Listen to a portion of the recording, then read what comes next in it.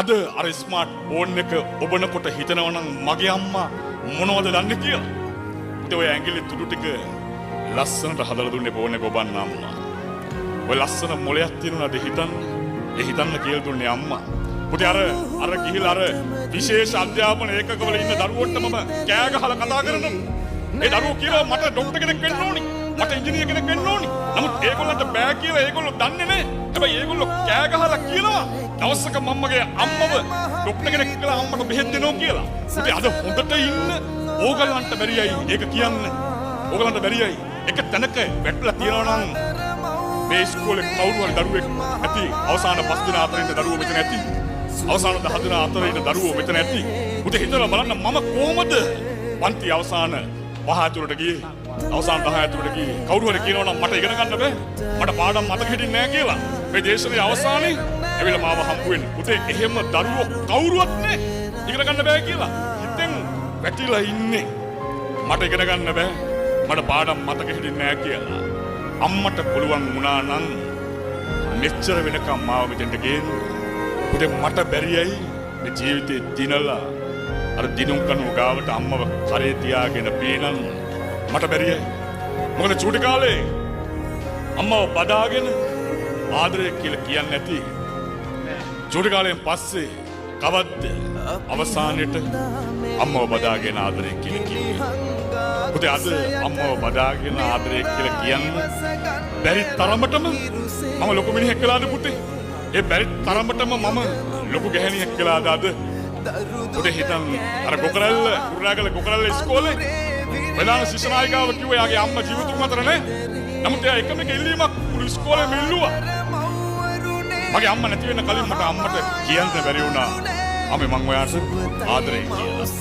එයා මුළු ඉස්කෝලේ මෙල්ලුවා. ඕගලන්ගේ අම්මා තාම ජීවිතුන් අතර ඉන්නවනම් අදම අම්මට කියන්න. මම අම්මේ ඔයාට ආදරේ කියලා. මොකද පුතේ හැමදාම ඒ වචන කියන්න අම්මා මේ ජීවිතුන් අතර ඉන්නේනේ. අර කැපකිරීම ඔක්කොම කරලා අම්මා ජීවිතේ දාලයි එක දවසක. මොකද මම මේ ජීවිතේ දැකපු ලස්සනම ගැහණිය තමයි මගේ අම්මා. අද ටිකෙන් ටික අම්මගේ අර නියපොතු ඇතුලේ කළු පාට වෙනවා ඇති අර දැලි බලන් හොදලා. අම්මගේ ඇස් දෙක යට කළු පාට වෙනවා ඇති.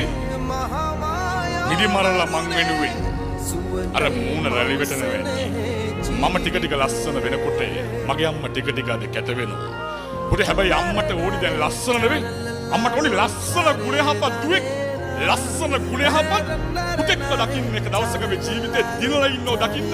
අර බන්දනාගාරේ ඇතුළට ඔබ ගියත් පුතේ හෙට එනවා අම්මා කෑමේ කරගෙන බන්දනාගාරේ ගාවට.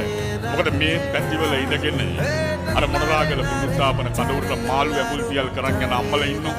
මට කතා කරන ඔය අම්මලා හිතන්න. මොකද ඔබේ දවස හෙට නෙවෙයි. අර බන්දනාගාරේ පොතේ ඔබේ නම ලියන්න නෙවෙයි පුතේ. මොන්ටිසෝරියට ඇතුළත් කළා. ඔබේ නම අර ඇතුළත් වීමේ ලේඛනයේ අම්මා ලස්සනට ලිව්වේ. හිතලා බලන්න අද ඔබ ඒ විදියට හිතනවද කියලා. මොකද මේ ජීවිතේ වැරදුන මිනිස්සු ගණනාවක් ඉන්නවා. නැවත ජීවිතේ හදාගන්න බැරුව මේ එක්කන් එන්නේ අම්මගේ මලගෙදර බන්දනාගාරේ ඉඳන් පුතාව අම්මගේ මලගෙදර එක්කන් එන්නේ. පුතේ හිතලා බලන්න අද ආසයි අම්මව බදාගෙන අඬන්න. හැබැයි විදිහක් නෑ. අත් දෙකට මාංචු දාලා අද ආසයි අම්මගේ පෙට්ටියට කරගහන්න. හැබැයි විදිහක් නෑ. අත් දෙකට මාංචු දාලා. පුතේ මේ අම්මත් යන්න ඇති අර කෑමේ කොටාගෙන අර බන්දනාගාර ඉස්සරහට. මේ අම්මත් ප්‍රාර්ථනා කරන්න ඇති තව එක වතාවක් හරි මගේ පුතාට මගේ අතින් බත් කටක් කවන්න ලැබෙන්න කියලා. තව එක වතාවක හරි මගේ පුතාව මගේ උකුලේ නිදි කරව ගන්න ලැබෙන්න කියලා. පුතේ මේ අම්මත් ප්‍රාර්ථනා කරන්න ඇති. පුතේ හිතලා බලන්න. මම ඉපදුන දවසේ සිනිඳු රෙදි කෑල්ල කොටාගෙන අම්මා මාව ගෙදර එක්කන් ආවේ මට පොඩ්ඩක් හරි හීරෙයි කියලා මගේ ඇඟ. පුතේ අම්මා මේ ජීවිතේ දාලා යන දවසේදීවත් අර සුදු පාට පාවඩයක් දාලා අම්මගේ පෙට්ටිය කරේ තියාගෙන යන්න පුළුවන් කොන්ද කෙලින් තියෙන දුවෙක් වෙලා එදාටවත් ඉන්න ඕනි. කොන්ද කෙලින් තියෙන පුතෙක් වෙලා පුතේ එදාටවත් ඉන්න ඕනි. මොකද එදාටත් මං අර බන්දනාගාරය තුලේ හිර වුණොත් කොහොමද මං ඒ දවසවත් මගේ අම්මට මගේ අතින් ඒ ඉටු වෙන යුතුයකම ඉටු කරන්නේ? කොහොමද?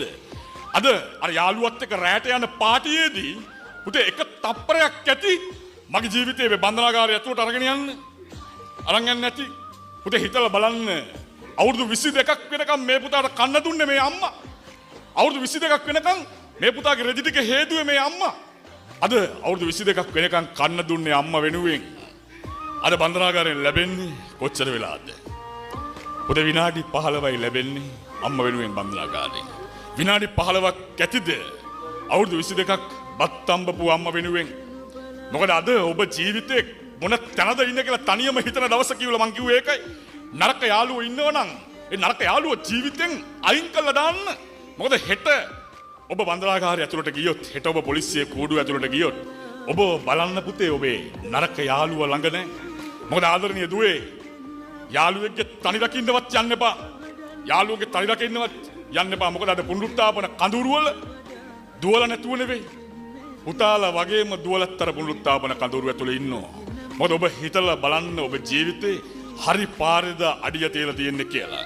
නැත්නම් වැරදි පාරකද කියලා. මොකද ඔබ තාම පරක්කු නැහැ. මොකද මේ පුතාට මේ අම්මට උණු දේ ඔබේ අම්මට නොවෙන්න තමයි මේ වචන කතා කරන්නේ. මොකද අපරාධකාරයෝ 100 ගණනක් අත්අඩංගුවට ගත්තත් වැඩක් නැහැ. පුතේ ඒක දරුවෙක් බේර ගන්න බැරි නම් අද මේ ඔබට ගේන්නේ මේ දසත වලින් ඇයි මේ ගේන්නේ? ජීවිතේ හැරෙන්න අවස්ථාවක් මේ ලබා දෙන්නේ. අද පුළුවන් ජීවිතේ නරක වැඩක් කරා නම් එතනින් හැරිලා මේ ජීවිතේ හරි පාරේ යන්න. මොකද බලාපොරොත්තු ගණනාවක් ඔබේ අම්මගේ හදවතේ ඇති. ඔබ වෙනුවෙන් ඉතුරු වෙලා ඒ බලාපොරොත්තු ඉටු කරන්න ඉන්න එකම කෙනා තමයි ඔබ මේ ජීවිතේ. මොකද අද අපි කෑ ගහලා බනින වචන, අම්මට කියන බොරු, පුතේ එක දවසක් තියෙනවා මෙවි පේන දවසක් මේ ජීවිතේ.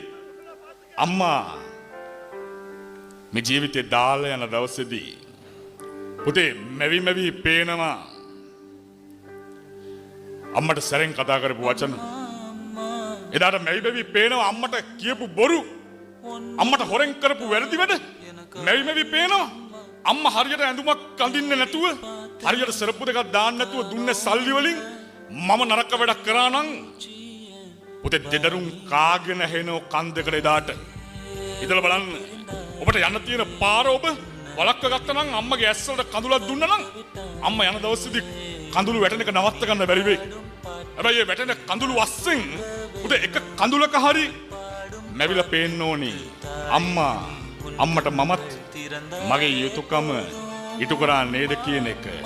එදාට මැවි පේන්න ඕනි. ඔබට එක කඳුලක හරි පුතේ ඉතලා බලන්න අද ළඟ ඉන්න නරක යාළුවව එදාට පේන්නේ.